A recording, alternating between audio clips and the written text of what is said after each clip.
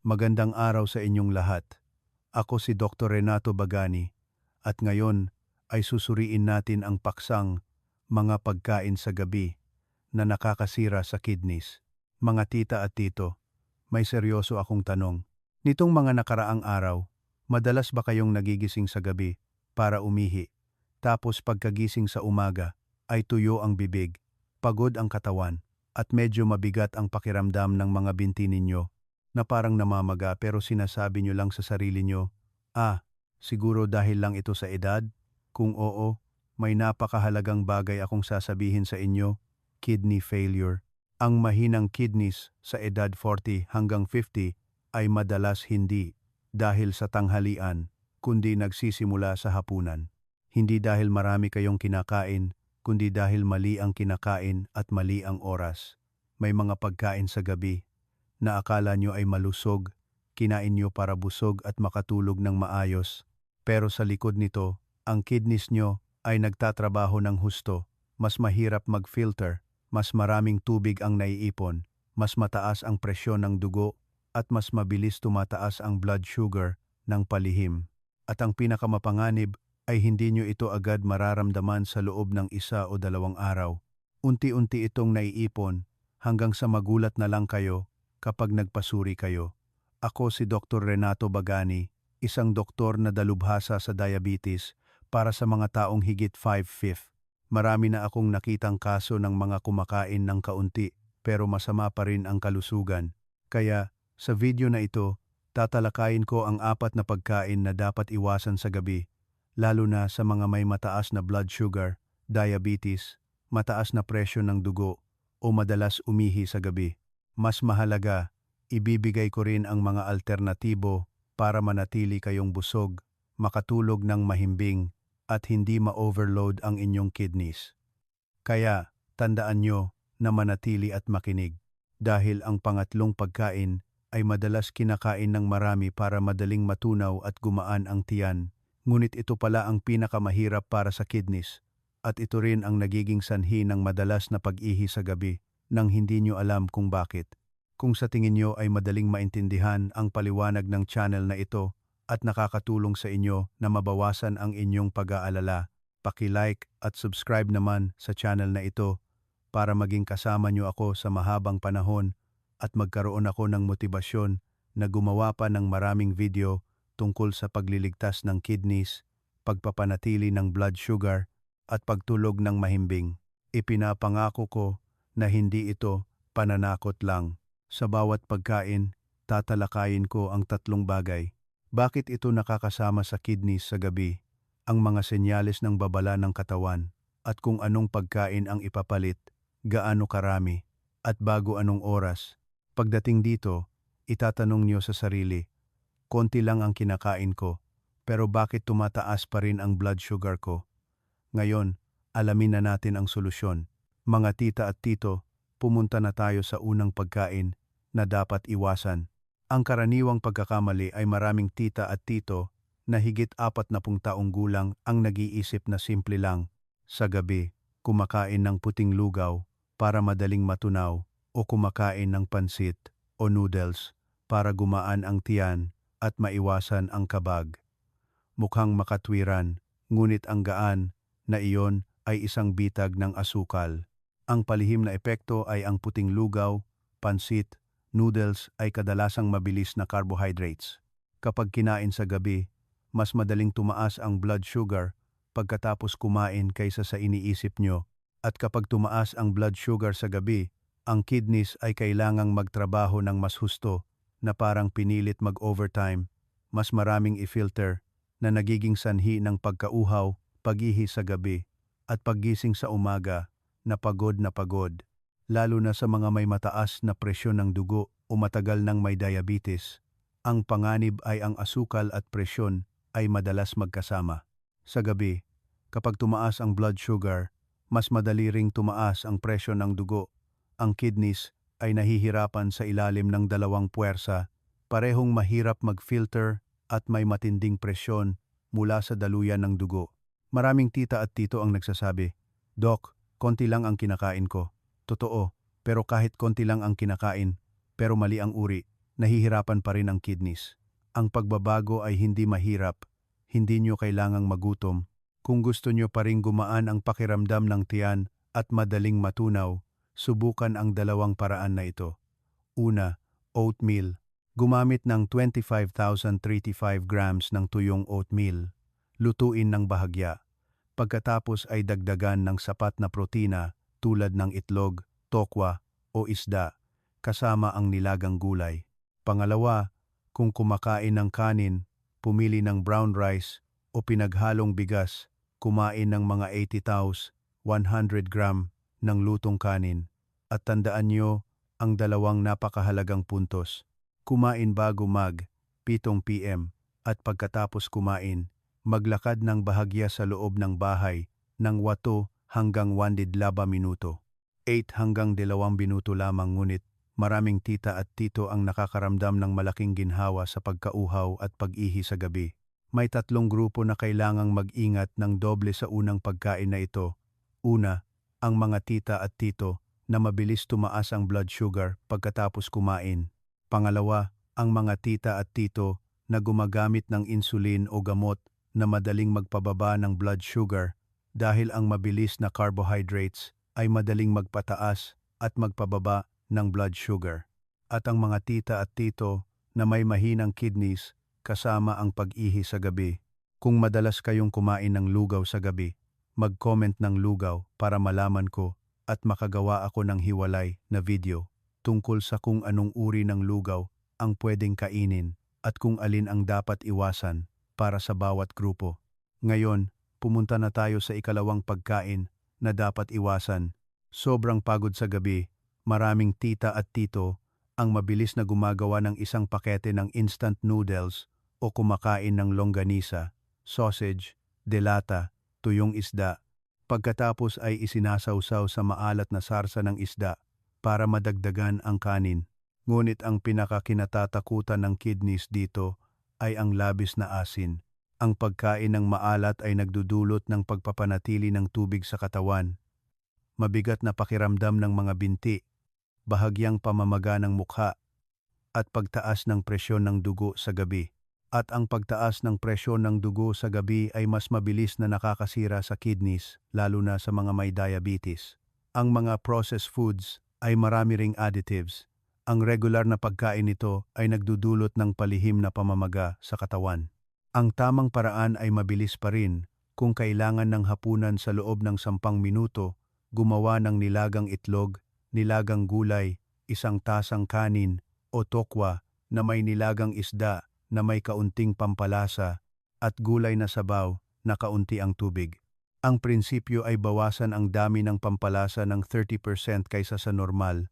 Unahin ang aroma mula sa sibuyas, paminta, luya at kalamansi sa halip na maraming patis.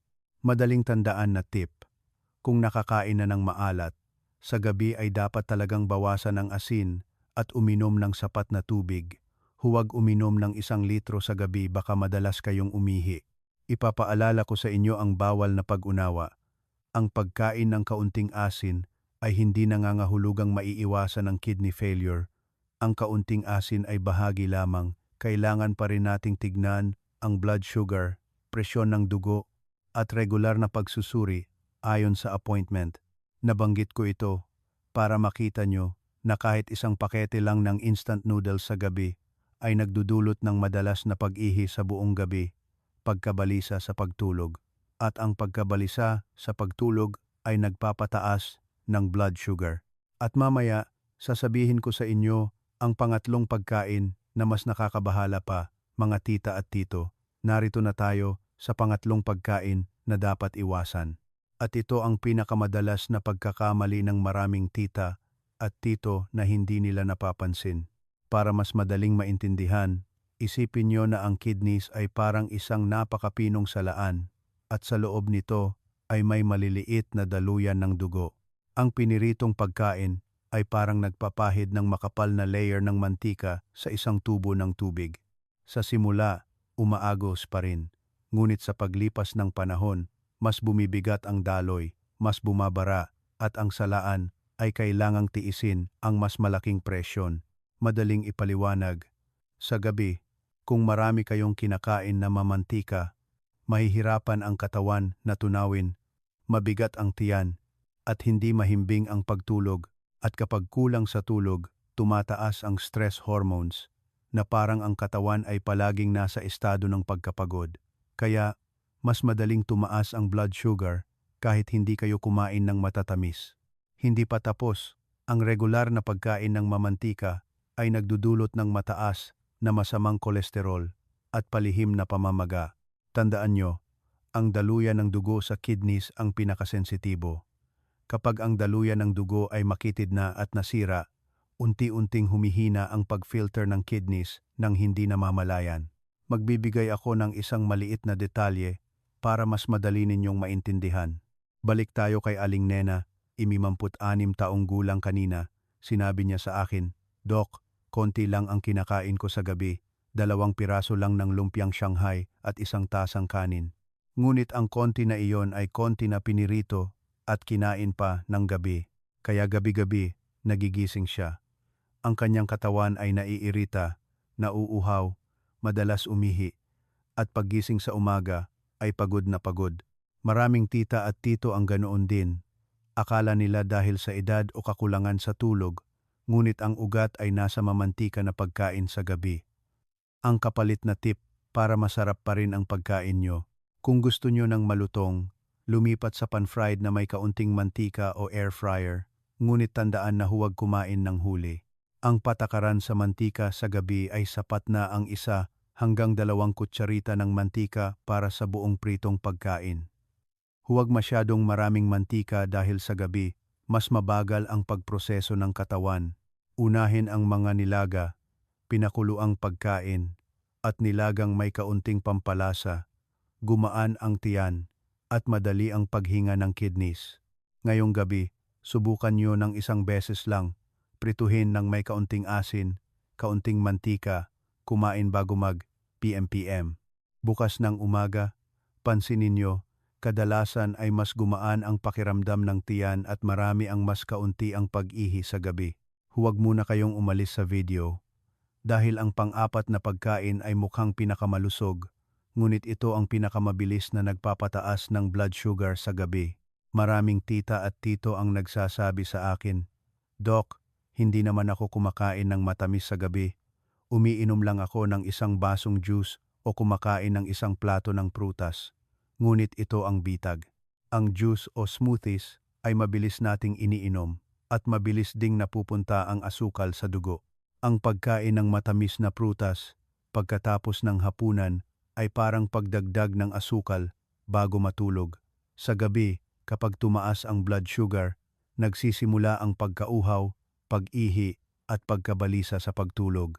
Mas maraming i-filter ang kidneys, mas pagod paggising sa umaga. Malinaw ang solusyon. Kung gusto nyo kumain ng prutas, kumain sa araw pagkatapos ng tanghalian o sa hapon, mga 1 dakot. Sa gabi, kung nagke-crave, pumili ng mas magaan na uri at kumain ng kaunting prutas tulad ng maliit na bayabas o 1 hanggang 2 piraso ng pomelo, depende sa blood sugar ng bawat tao, at iwasan ang juice at smoothies na may condensed milk o asukal sa gabi. Kapag tama ang pagbabago, makikita nyo na mas kaunti ang pagkauhaw, mas kaunti ang pag-ihi sa gabi, mas mahimbing ang pagtulog, at mas kaunti ang pagod paggising sa umaga. Mga tita at tito, madalas ba kayong kumakain ng prutas sa gabi? Mag-comment ng prutas para malaman ko kung saan ang pinakamadalas ninyong pagkakamali. Kaya, malinaw na ang 4 na pangunahing pagkain. Ngunit marami sa inyo ang nagtataka kung ano ang kakainin sa gabi para busog pa rin at malusog. Ngayon, ibibigay ko sa inyo ang pinakasimpleng alternatibong menu.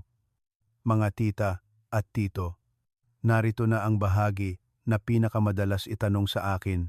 Kung iiwasan ang mga iyon, ano ang kakainin sa gabi para busog pa rin, makatulog ng mahimbing, at hindi mahirapan ang kidneys? Ang problema niyo ay kadalasang 3 takot.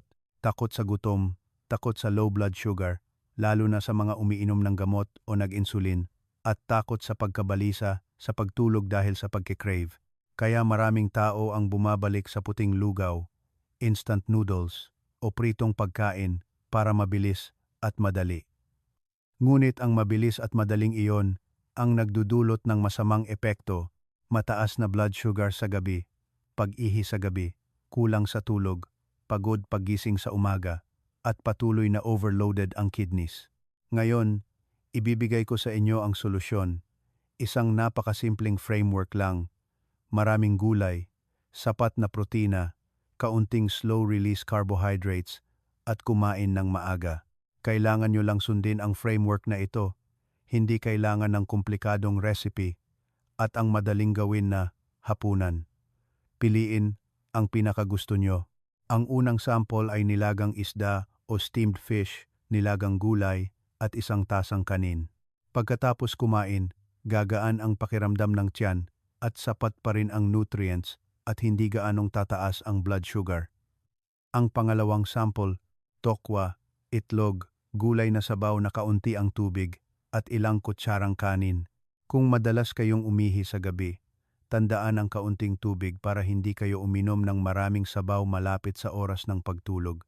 Ang pangatlong sample ay nilagang karne na may kaunting pampalasa, gulay na may kaunting mantika, at isang tasang kanin. Kaunting pampalasa lang, huwag masyadong maalat dahil sa gabi. Madaling mamaga at tumaas ang presyo ng dugo. Mga tip para makatulog ng mahimbing at mabawasan ang pag-ihi sa gabi. 3 mahahalagang puntos. Una, kumain bago mag 7 p.m. Pangalawa, pagkatapos kumain, maglakad ng bahagya ng 8 hanggang 12 minuto sa loob ng bahay, hindi kailangan ng mabilis, basta regular. At pangatlo, iwasan ang masyadong maraming sabaw, malapit sa oras ng pagtulog, dahil maraming tita at tito ang nag-aakala na nakakapresko ang sabaw, ngunit nagiging sanhi pala ng pag-ihi sa gabi. Isang paalala para gumaan ang loob nyo. Hindi nyo kailangang kumain ng perpekto, sapat na ang 70,000, 80% na pagsunod sa framework at mas gagaan na ang kidneys nyo. Ngunit may isang mahalagang bahagi na ito, mga tita at tito, hindi lahat ay magkapareho ang pag-apply. Mamaya, ibibigay ko ang mapa ng mga exception. 3 grupo na kailangang mag-ingat ng doble para hindi kayo magkamali at mag-alala. Dahil kahit pareho ang pag-iwas sa 4 na pagkain sa gabi, iba-iba ang pagiging mahigpit depende sa katawan. Unang grupo, ang mga tita at tito na matagal nang may diabetes, mataas ang presyon ng dugo, at madaling masira ang kidneys. Kailangan mas mahigpit na kontrolin ang maalat, matamis, at pritong pagkain kaysa sa iba. Ikalawang grupo, ang mga tita at tito na gumagamit ng insulin o gamot na madaling magpababa ng blood sugar. Hindi dapat bigla ang iwasan ang lahat ng carbohydrates, madaling bumaba ang blood sugar. Unti-unti itong bawasan na may pagmamanman. Ikatlong grupo, ang mga tita at tito na mahina na ang kidneys, may proteinuria o matagal nang may bula sa ihi. Ang grupong ito ay kailangang kontrolin ang protina, asin, asukal, oras ng pagkain, at regular na pagsubaybay sa mga pagsusuri. Kung anong grupo kayo, mag-comment ng 1, 2, 3. Gagawin ko ang hiwalay na video para sa inyong grupo na may mas detalyadong paliwanag para mas madaling ma-apply. Ngayon, narito na ang bahagi na kailangan nyo talaga. 2 senyales para agad na huminto at 1 punto na kailangang magpasuri para hindi kayo maging kampante. Sigurado akong nagtatanong kayo, tama ba? Paano malalaman kung talagang humihingi na ng tulong ang kidneys at hindi lang pagod dahil sa edad? Direktang sasabihin ko sa inyo para madaling tandaan. May mga senyales na hindi dapat hintayin dahil habang naghihintay, mas madaling masira ang kidneys ng malalim. Unang senyales, mabilis na pamamaga. Kung nakikita nyo na namamaga ang inyong mga binti, mabigat ang mukha, namamaga ang talukap ng mata, at mabigat ang katawan, lalo na kung ang singsing na dati ay kasya ay biglang sumikip at ang bakas ng goma ng medyas ay nananatili, kapag pinindot ay may marka, hindi na iyon pagtaba o matagal na pag-upo. Ito ay maaring nagpapanatili ng tubig ang katawan at hindi maayos ang pag-filter ng kidneys. Ikalawang senyales, kapansin-pansing kaunti ang pag-ihi o matinding pagtaas ng pag-ihi sa gabi ng ilang araw. May mga tita at tito na nagsasabi, "Dok, bigla akong kakaunti ang ihi ko." Ang iba naman ay kabaligtaran, 3 hanggang 4 na beses sa gabi sa loob ng ilang araw. Kung may kasamang kakaibang pagkapagod, pagkahilo, hindi mahimbing na pagtulog, huwag niyo nang tiisin at hulaan. Dahil baka iyon ang panahon na nahihirapan na ang kidneys at kung ipagwawalang bahala, ang magiging resulta ay mas matinding pamamaga, mas mahirap kontrolin ang presyon ng dugo, mas madali ring magulo ang blood sugar, at mabilis na manghihina ang katawan. At ito ang puntong kailangan ng magpatingin sa doktor at magpasuri. Tandaan nyo, ang matagal na bula sa ihi ng higit sa 1 hanggang 2 linggo o bula na may kasamang pamamaga at pagkapagod, huwag magpapagamot ng mga remedyo. Tinatawag ko itong forbidden misconception zone. Dahil ang bula dahil sa proteinuria ay kailangang hanapin ang sanhi tulad ng blood sugar, presyon ng dugo, pamamaga o pinsala sa glomerulus. Hindi lang basta iinom ng kung ano para mawala ang bula. Habang mas pinipili niyo ang mga remedyo, mas madali kayong mahuhuli sa golden hour ng kontrol. Isang maliit na tip para mas mabilis na matulungan kayo ng doktor, madali nyo itong magagawa. Sa loob ng 3 araw, isulat nyo lang ang 3 bagay: ang oras ng hapunan, ang bilang ng pag-ihi sa gabi, at ang presyon ng dugo o blood sugar. Kung may aparato sa bahay, may datos na, makikita agad ng doktor kung nahihirapan kayo sa pagkaing huli, maalat, o tumataas ang blood sugar sa gabi. Sigurado akong nagulat kayo sa puntong ito, ngunit ang magandang balita ay kailangan lang baguhin ang 2 hanggang 3 maliliit na bagay at mabilis na magre-react ang katawan. Ngayon, ilista ko para sa inyo. Ililista ko para madaling tandaan ang 4 na bitag sa gabi. Una ay mabilis na carbohydrates, puting lugaw, pansit, noodles, bitag na nagpapataas ng blood sugar. Pangalawa ay maalat na processed foods, instant noodles, delata, tuyong isda, longganisa, bitag na nagpapanatili ng tubig, nagpapataas ng presyon ng dugo.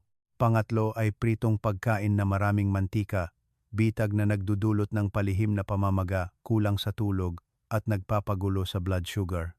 Pang-apat ay matamis na prutas, juice, smoothies, gatas sa gabi, bitag na nagpapataas ng blood sugar sa gabi, pagkauhaw, pag-ihi, at pagkabalisa sa pagtulog. Alin ang mukhang pinakamalusog? Minsan, iyon ang isang basong juice sa gabi. Ngunit para mas madali ninyong ma-apply, ibibigay ko sa inyo ang checklist ng 5 bagay na parang anting-anting para sa hapunan. Kapag tama ang ginawa, agad nagagaan ang kidneys. Mga tita at tito, narito na ang huling bahagi. Sinasabi ko sa inyo ng totoo, hindi nyo kailangang tandaan ang napakaraming komplikadong bagay. Kailangan lang ninyong hawakan ang 5 bagay na ito bilang isang anting-anting para sa hapunan at mas gagaan na ang kidneys, mas magiging stable ang blood sugar, at mas mahimbing ang pagtulog. Ang aking konklusyon ay ang mahinang kidneys ay hindi dahil sa konti o marami kayong kinakain, kundi kadalasang dahil sa mali ang oras ng pagkain, mali ang uri, mali ang paraan ng pagpapalasa, at mali ang paraan ng paggalaw pagkatapos kumain. Maikling pagsusuri. Sa gabi, naghahanda ang katawan na magpahinga. Mas mabagal ang pagtatrabaho ng kidneys. Kung huli kayong kumain, maalat, mamantika, o matamis, kailangang mag-overtime ang kidneys na nagdudulot ng pag-ihi sa gabi, pagkauhaw, pagkabalisa sa pagtulog, at pagod paggising sa umaga. Ngayon, narito ang solusyon sa 5 bagay na dapat ninyong tandaan. Una, kumain ng hapunan bago mag-7 p.m. Pinakahuli ay 7:30 p.m. kung hindi talaga maiiwasan. Ngunit subukang huwag gawing ugali ang hindi maiiwasan. Ang carbohydrates ay mga 1 tasang kanin o katumbas nito. Unahin ang mas mabagal na uri. Huwag masyadong maraming puting lugaw, pansit, noodles sa gabi. At bawasan ang dami ng pampalasa ng 30% kaysa sa normal.